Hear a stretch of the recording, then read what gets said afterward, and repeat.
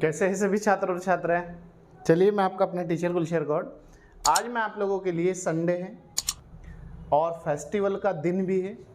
आज ईद उल अज़हा है, लेकिन उसके बावजूद भी मैं आप लोगों की सेवा में क्लास लेकर उपस्थित हुआ हूँ, ताकि जो हमारे छात्र और छात्राएं हैं उनकी किसी भी तरीके से कंटिन्यूटी बनी रहे और जो हमारे आगामी परीक्षा है हम उसमें एक टॉप नंबर के साथ सिलेक्शन ले सकें।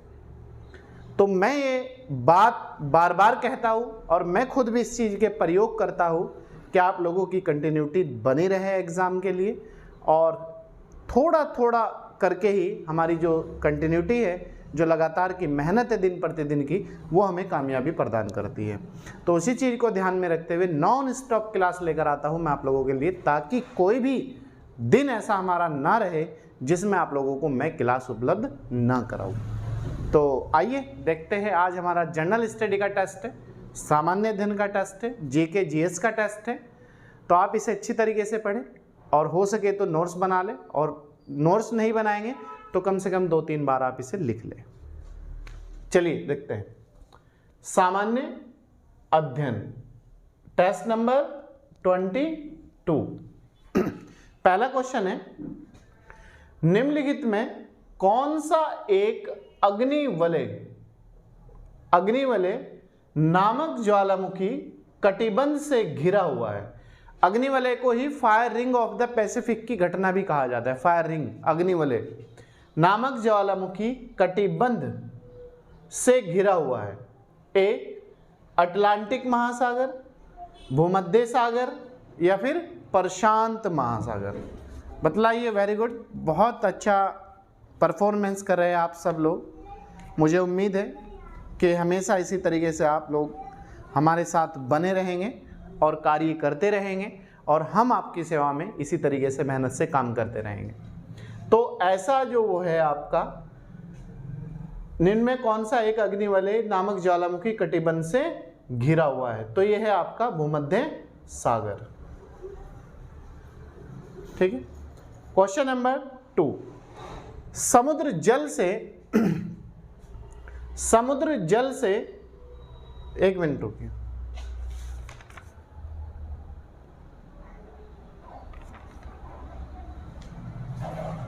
समुद्र जल से प्रचुर मात्रा में, जो समुद्री जल है, जो हमारा समुद्रों में महासागरों में जल है, उसमें बड़ी मात्रा में कौन सा धात्विक तत्व और अधात्विक तत्व क्रमशः प्राप्त होता है? मतलब समुद्री जल में कौन सी ऐसी चीज़ है जो धात्विक तत्व के रूप में देखी जाती है, और कौन सी ऐसी चीज़ है जो अधात्विक तत्व के रूप में गिनी जाती है? ए, सोडियम व आयोडीन, बी, सोडियम ब्रोमीन, सी, मैग्नीशियम क्लोरीन। बताइए। Very good.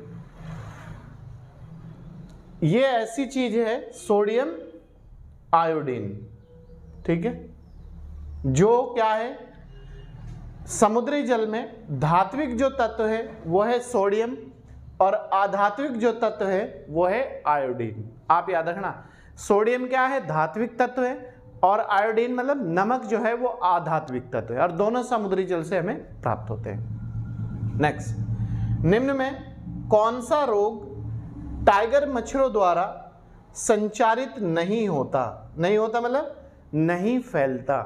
कौन सा ऐसा रोग है जो टाइगर मच्छरों के द्वारा नहीं फैलता या संचारित नहीं होता?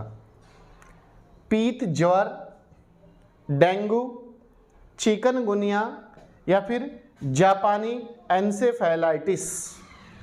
बताइए कौन सा ऐसा रोग है जो टाइगर मच्छरों द्वारा संचारित नहीं होता?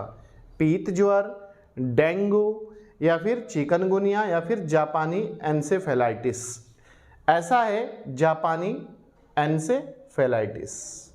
ठीक है। क्वेश्चन नंबर 4, बच्चों में प्रोटीन की न्यूनता मतलब कमी के कारण जो रोग उत्पन्न होता है वह कौन सा रोग है?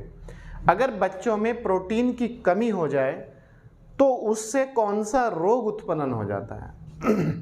मेरास्मस, पेलाग्रा, बेरीबेरी या फिर रिक्रेटस? बताइए। Very good. बच्चों में प्रोटीन की कमी के कारण जो रोग होता है वो होता है मेरास्मस रोग, और मेरास्मस रोग जो होता है वो बच्चे को सुखा देता है। ठीक।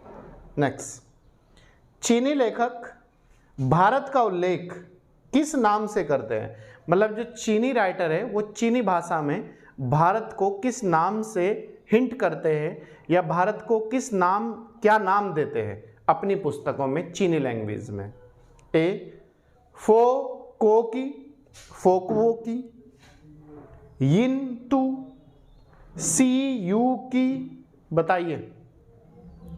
चीनी लेखक भारत को चीनी पुस्तकों में क्या नाम देते हैं? ये देते हैं यिनतू, यिनतू। यिनतू चीनी लैंग्वेज का मतलब है भारतवर्ष। क्वेश्चन नंबर 6, फिरोज शाह तुगलक द्वारा स्थापित दारुल शफा क्या था? दारुल शफा क्या था? क्वेश्चन ये भी आता है, दारुल शफा की स्थापना किस शासक ने की थी? ठीक है, वो की थी फिरोज शाह तुगलक। और ये क्या डिपार्टमेंट था? दानशाला, मतलब जो जैसा आज समाज कल्याण डिपार्टमेंट है, लोगों को पेंशन देता है, मदद करता है। खैराती अस्पताल, मतलब फ्री इलाज, जैसा आज प्रधानमंत्री उस पे स्वास्थ्य कार्ड पे इलाज फ्री होता है 5 लाख तक का। खैराती अस्पताल। डी, सी, पुस्तकालय, लाइब्रेरी। तो बताइए ये क्या था? दारुल शफा जो था वो था खैराती हॉस्पिटल, एक फ्री इलाज हॉस्पिटल। स्थापना फिरोज शाह तुगलक। ठीक है। नेक्स्ट, अकबर की इच्छा के अनुसार किसने रामायण का फारसी में अनुवाद किया था? अकबर की सोच विचार से, अकबर के कहने पर, अकबर की इच्छा थी कि मैं रामायण जो पुस्तक है उसका फारसी भाषा में अनुवाद कराऊं, और वो अनुवाद करता व्यक्ति कौन था? अबुल फजल, कहीं अब्दुल फजल आता है लिखा हुआ है और कहीं कहीं अबुल फजल आता है। बी, अब्दुल कादिर बदायूनी। सी, फैजी। डी, सभी। रामायण का फारसी में जो अनुवाद किया था वो किया था अब्दुल कादिर बदायूनी ने। किसने? अब्दुल कादिर बदायूनी ने। क्वेश्चन नंबर 8, मौर्य काल में सीता, सीता क्या था? जो सीता था मौर्य काल में वो क्या था? एक ऑप्शन, एक देवी, राजकीय भूमि से प्राप्त आय, डी, उसर भूमि। बताइए क्या था मौर्य काल में जो सीता था? वेरी गुड, बताइए। जो सीता होता था ये एक प्रकार का टैक्स होता था, कर होता था। तो राजकीय भूमि से प्राप्त आय, ठीक है, क्या था? राजकीय भूमि से प्राप्त आय को क्या कहा जाता था? सीता। किस काल में? मौर्य काल में। नेक्स्ट, माउंटबेटन योजना किस चीज का आधार बनी थी? माउंट जो बेटन योजना थी, लॉर्ड माउंटबेटन थे, गवर्नर जनरल थे, तो ये किस चीज का आधार बनी थी? किस चीज का बेसमेंट बनी थी? सत्ता हस्तांतरण का। सत्ता हस्तांतरण भारत और पाकिस्तान के को सत्ता ट्रांसफर करने के लिए। देश का विभाजन 15 अगस्त 1947, भारत और पाकिस्तान का डिवाइडेशन। ए और बी दोनों, डी नन ऑफ दीज, कोई नहीं। जो लॉर्ड माउंटबेटन योजना थी वो जो था देश का विभाजन का आधार बनी थी, इसी ने ही देश के विभाजन की खाका तैयार किया था। ठीक है, इसके बाद नेक्स्ट क्वेश्चन है हमारा, क्वेश्चन नंबर 10 है, फल को पकाने वाला हार्मोन होता है। जो फल है जैसे मैंगो है, इस तरह की जितनी भी चीज़ें हैं जिनसे फल तैयार किया जाता है, जिन्हें जो फल पकाया जाता है वो किस चीज़ से पकाया जाता है? कौन सा हार्मोन से होता है वो?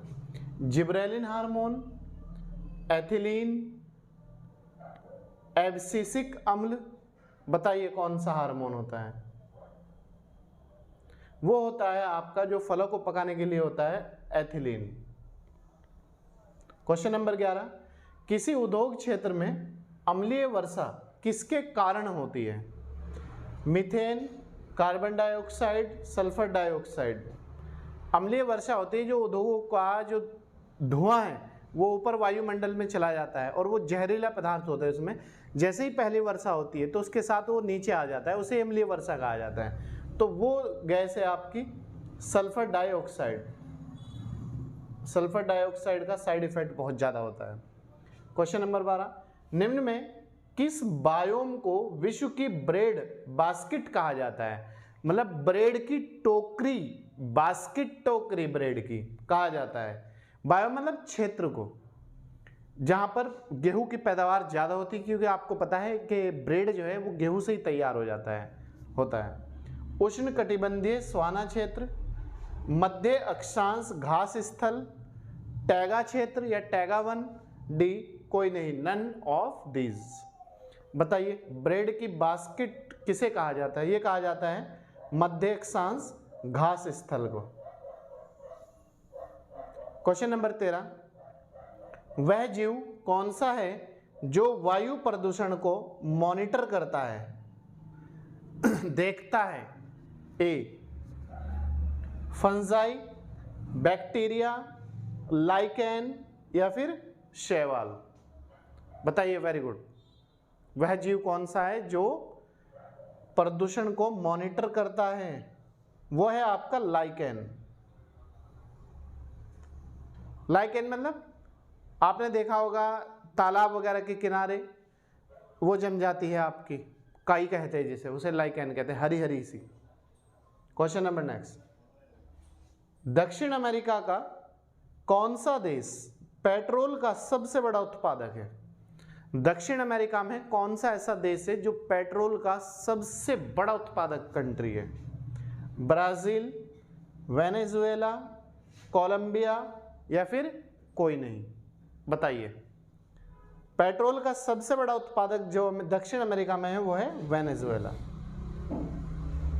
इसकी राजधानी लानोस है वेनेजुएला की। क्वेश्चन नंबर 15, कंप्यूटर में उपयोग होने वाली आईसी चिप, आईसी का मतलब इंटीग्रेटेड सर्किट, किसकी बनी होती है? जो चिप होती है कंप्यूटर के अंदर, मोबाइल के अंदर, वो किस चीज की बनी होती है? तांबा, सिलिकॉन या फिर प्लास्टिक? बताइए। Very good. आईसी चिप जो बनी होती है वो होती है सिलिकॉन की। क्वेश्चन नंबर 16, स्पेन और फ्रांस के मध्य कौन सा पर्वत सीमा बनाता है? स्पेन और फ्रांस दोनों आसपास है, तो दोनों के बीच, जैसे ये इधर स्पेन है ये फ्रांस है, तो दोनों के बीच ये पर्वत पड़ता है सीमा पे एकदम, दोनों को डिवाइड भी करता है, अलग भी करता है। तो कौन सा पर्वत है? जूरा पर्वत, पिरेनीज पर्वत या फिर काकेकस पर्वत? बताइए, स्पेन और फ्रांस के बीच कौन सा पर्वत सीमा बनाता है? वो बनाता है पिरेनीज पर्वत। क्वेश्चन नंबर 17, प्राकृतिक रेडियो एक्टिव परमाणु को, जो परमाणु होता है, न्यूक्लियस से आने वाले विद्युत चुंबकीय तरंग कौन सी होती है?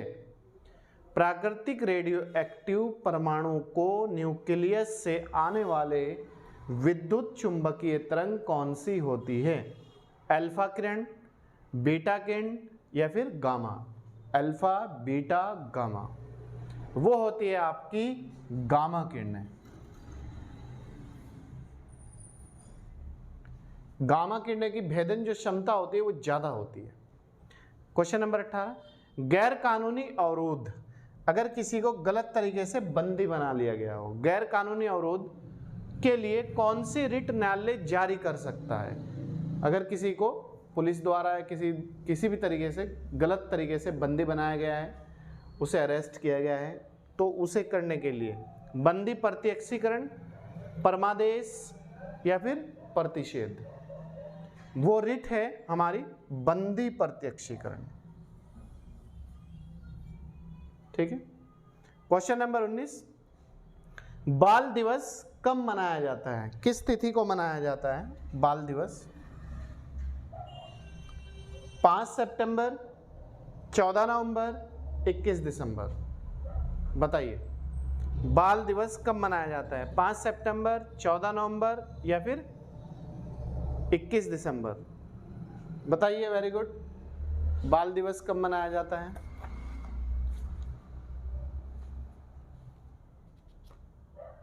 बताओ भैया, थोड़ा जल्दी बताइएगा।